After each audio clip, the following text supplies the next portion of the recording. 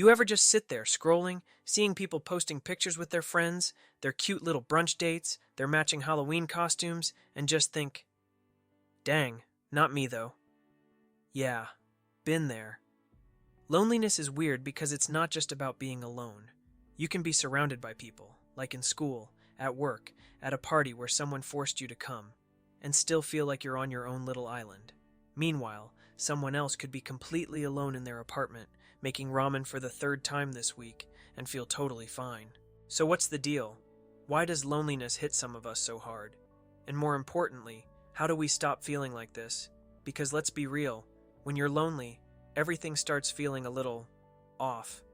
Your brain whispers things like, maybe nobody actually likes me. Maybe I'm just destined to be alone forever. Maybe I should get a pet fish and name it after my last remaining shred of dignity. If you're feeling this way right now, first of all, come here. Big virtual hug. You're not broken. You're not doomed. And I promise you, you're not the only one. But we do need to shake things up a little, because your brain, it's running a program called NobodyLovesMe.x, and it's time we uninstall that junk. Alright, let's talk about how to actually stop feeling lonely, even if you have zero friends at the moment. Step 1. We gotta talk about why you feel lonely. And no, it's not just because you don't have people around. You see, loneliness isn't just about people, it's about connection.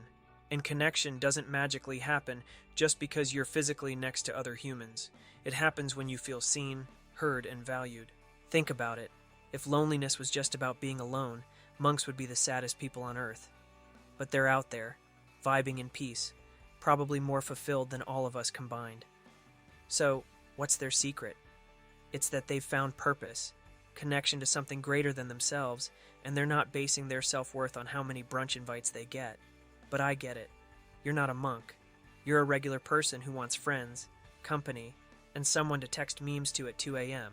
So how do you actually start feeling less lonely? Here's the hard part. You have to stop waiting for someone else to fix it. I know. That sounds unfair. But loneliness makes us passive. It tricks us into thinking we need someone else to come along and save us from it. We wait for someone to text first. We hope people will just magically invite us somewhere. We sit in our rooms, refreshing our notifications, hoping the universe delivers a friend like Amazon Prime. And when that doesn't happen, we sink deeper into the nobody loves me spiral. So here's the real game changer. You have to build connection, not wait for it to show up. I can already hear you. Okay, but how do I do that when I literally have no friends? Don't worry, I got you. First, let's start with you. Loneliness isn't just about external relationships, it's also about your relationship with yourself. If you don't like hanging out with you, why would anyone else? Tough love moment.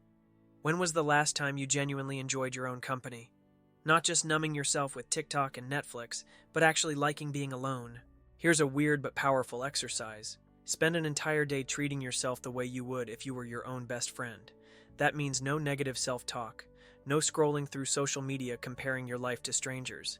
Instead, do things that make you happy, on purpose. Go for a walk, listen to a podcast, try a new hobby, cook something new, even if you burn it. When you enjoy your own company, you stop feeling like you need someone else to fill a void. And ironically, that makes you way more magnetic to other people. Alright, next up, getting out of your comfort zone. Look, I love my comfort zone. It's soft, it's cozy, but it's also a trap. If you do the same thing every day, work, home, doom scroll, sleep, you're not exactly giving life a chance to introduce you to new people.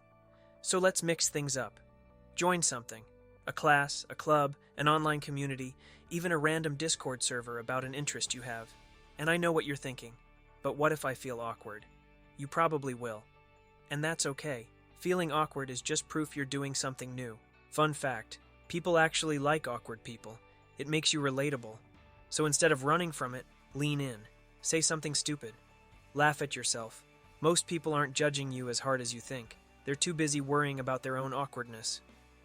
Now let's talk about starting conversations. I used to think making friends required some kind of secret charisma I just didn't have. But honestly, it's way simpler than that. People like people who make them feel good, that's it. So if you want to start a conversation but don't know how, just be interested in them. Ask about their favorite movies, their weirdest hobbies, their most embarrassing childhood memory.